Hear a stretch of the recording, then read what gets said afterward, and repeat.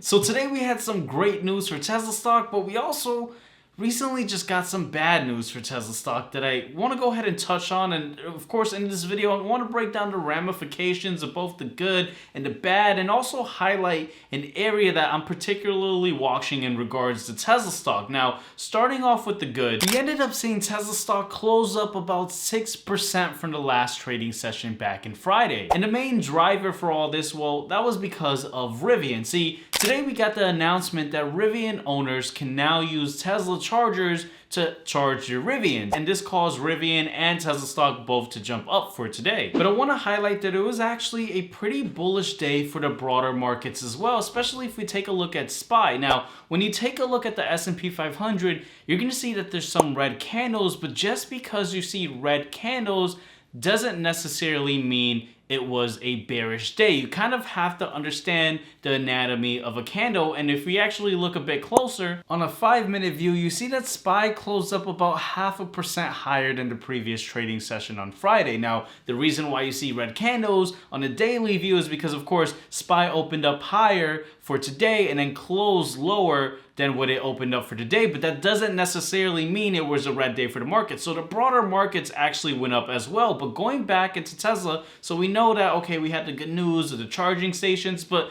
there's a lot of controversy around this. Now, I want to highlight this tweet from Sawyer Merritt over here on X.com, where someone said that no one is talking about how terrible this will be for Tesla owners. He goes on to say that we already have overcrowding issues, and now it's just going to be crazy. 45-minute wait times to charge. But Sawyer Merritt responded saying that no, Tesla opening up its supercharging network to non-Tesla EVs and making it a public standard is a net positive for Tesla owners, Tesla investors, and also non-Tesla EV owners. The extra revenue generated by non-Tesla EV charging allows Tesla to invest more in new charging locations, and it also gives non-Tesla EV owners a taste of the Tesla ownership experience. And so at the end of the day, Tesla making their connection an open standard accelerates Tesla's mission. But I want to clarify that just because we had a bit of a bullish day for Tesla, it doesn't mean that I'm still ready to deploy capital. Now, I always say this in all my videos that you should only trade or invest in whatever you see value in, and you should never follow whatever anyone says on YouTube or X.com, and that includes myself as well.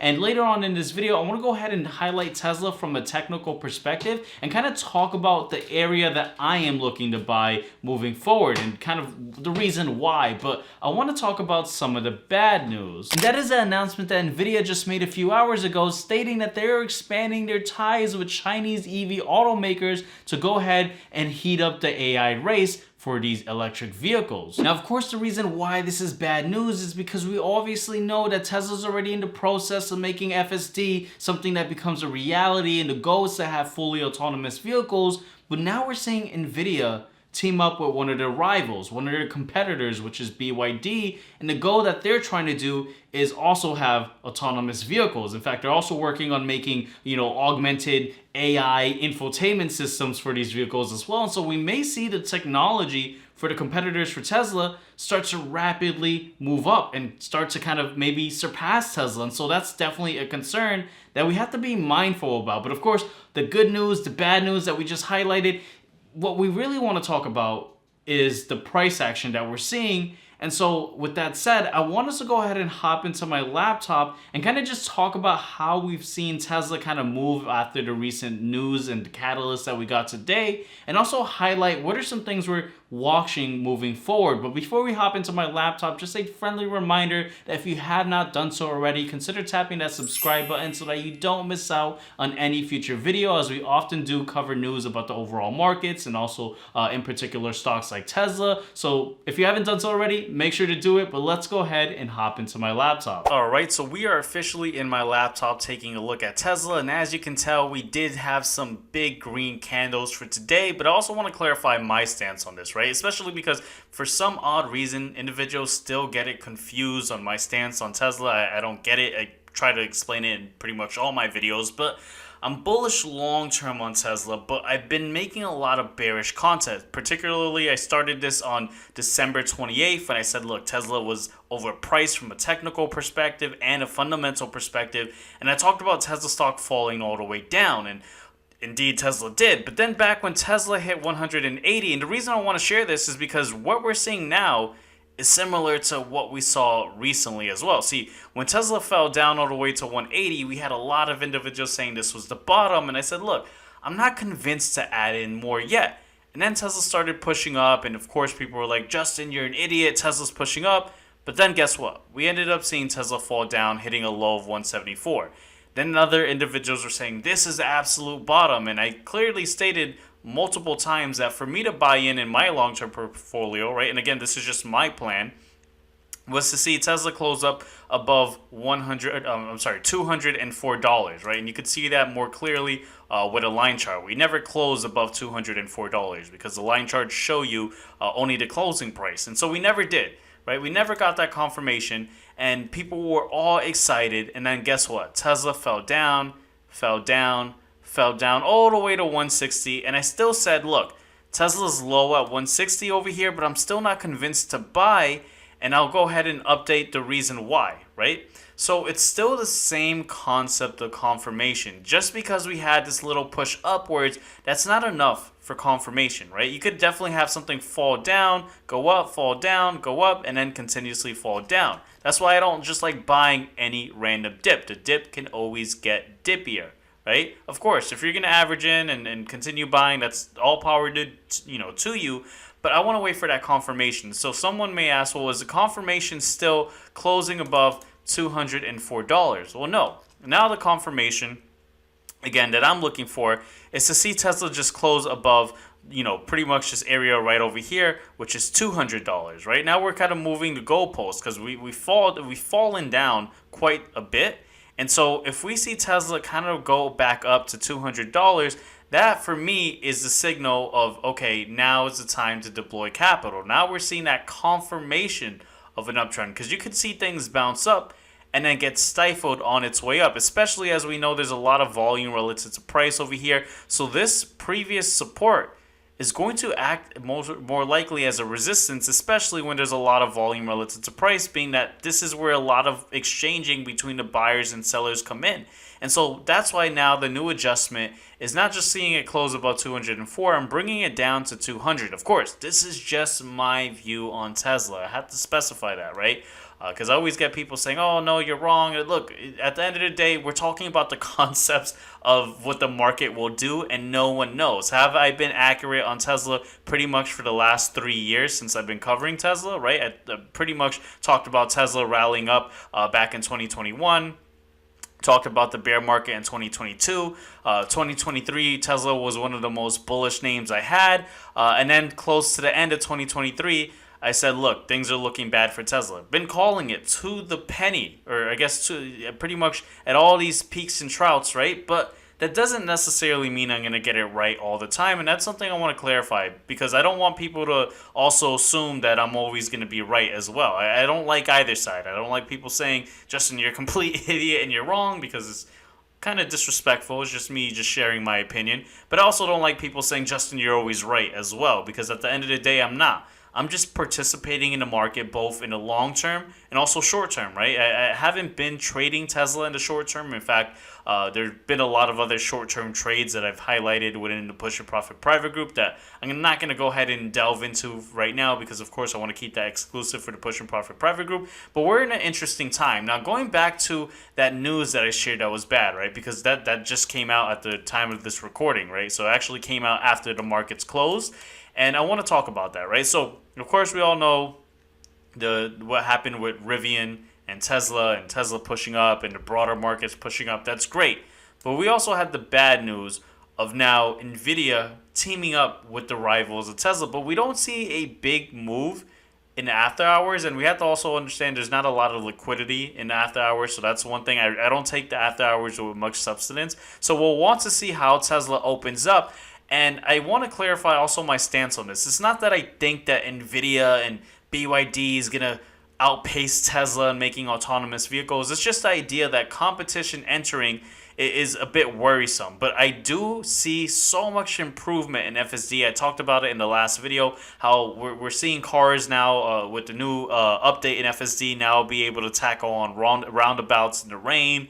And there's definitely improvements. But it's not only just about Nvidia and also having their teaming up with BYD for autonomous vehicles, we also know that this collab is going to also streamline factories and its supply chains, as well as deliver or develop virtual showrooms. Now, one of the things we have to understand is, and this is what I don't like, I consider this FUD right over here, BYD, which overtook Tesla as the #1 electric vehicle manufacturer. They're counting pretty much the hybrid vehicles. Tesla's still technically #1 in just BEV, right? Battery, electric vehicles, right?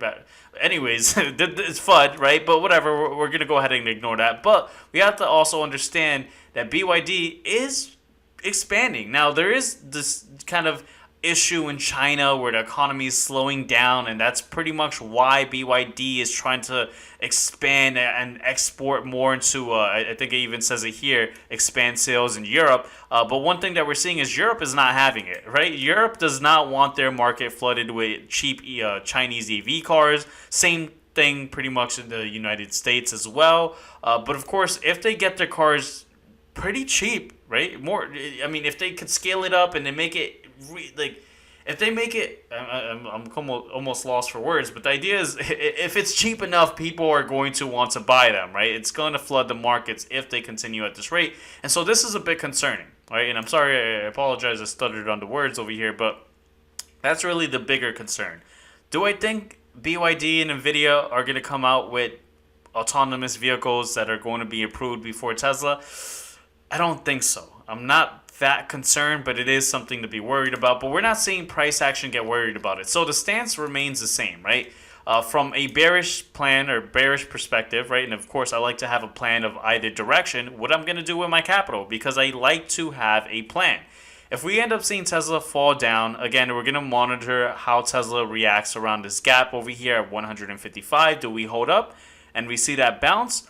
Or do we get rejected and continue falling down, right? That's pretty much the idea that we're looking at if we fall down. But if we go up, again, to recap, we're looking at what Tesla does once it enters to this area where there's a lot of exchange between buyers and sellers, and can it break above 200? If it does, I will be adding into my long-term portfolio. That's just what I'm doing personally. This is not personalized financial advice. No one's paying me to go ahead and give you financial advice. I think people get that confused. People are like, oh, you're giving financial advice. No, I'm just sharing my ideas. No one's paying me. I'm not your personalized financial advisor. You do whatever you see value in. That's just what I'm doing with Tesla. Of course, in regards to trading, still not really interested in trading Tesla. I like a lot of other trade ideas, but again, there are some individuals that they're trading Tesla right now, especially when, it makes sense. If you like shorting and you're trading in the short term, yeah, look at this move that Tesla did, 21%. I'm not a big fan of always shorting. I kind of just like going long. It's a lot easier. There's less risk on the table. And so that's why I haven't been really trading the Tesla. I like to specify that I invest long term and I trade. I like pretty much going long with my trade. So once Tesla goes long as well, I perhaps may start also trading Tesla. I haven't really done any more hedging because Tesla now doesn't make up the bulk of my portfolio. It used to at one time be back in 2023, especially after this major rally, make up a large portion of my portfolio. But now pretty much 40% of the portfolio is pretty much the S&P 500. And the biggest individual stock is pretty much Nvidia, which, pretty much we called it out as a trade idea within the Push and Profit private group. At one point, it was up 97%. Currently, it's up 78%, almost 80%. So now, of course, when you have a stock that rallies up a tremendous amount and you're buying into it, well, that's going to reshape how your portfolio looks. And that's why Tesla is no longer one of the biggest players in my portfolio, which is great, especially because of how bad it's been doing. So a lot of the other names have been really holding it up, still doing better than the S&P 500, as I've obviously have some individual stocks. But again, you guys, again, should buy in your long-term portfolio whatever you see value in, and in your trading account whatever you see value in. Same message as always before. No flip-flopping over here, as often I see in the comment section people say, oh, you're flip-flopping. No, it's still the same stance on Tesla. But with that said, no need to make this video any much more longer than it needs to. Before you guys go, also consider checking out this video if you haven't done so already, where I talk about line charts. But if you saw that video, also make sure to check out this video right over here. And I'll see you guys on those next videos. Take care, guys.